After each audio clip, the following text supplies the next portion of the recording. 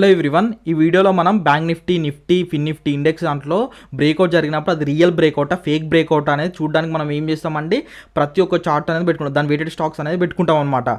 దానికోసం ఏం కావాలి, మల్టీ స్క్రీన్స్ కావాలి. అట్లా కాకుండా ఒకటే స్క్రీన్ ఉన్నా పర్లేదు, మనం ఓన్లీ ఒక్క వెబ్సైట్తో అది రియల్ బ్రేక్అవుట్, ఫేక్ బ్రేక్అవుట్ చూడొచ్చండి.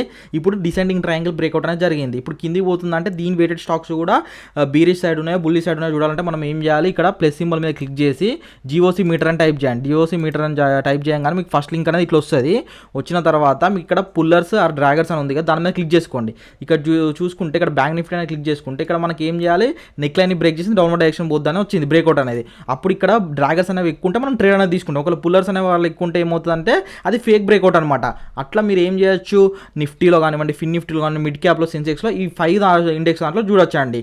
ప్లస్ అడిషనల్గా మీకు ట్రేడ్ చేస్తూ కొంత అమౌంట్ ఏం చేసుకుని ఇంట్రెస్ట్ ఉంటే మనం Monday to Friday evening 8 to 9 online live batch ఉంది. ఒక ఇంట్రెస్ట్ ఉంటే స్క్రీన్ మీద వాట్సాప్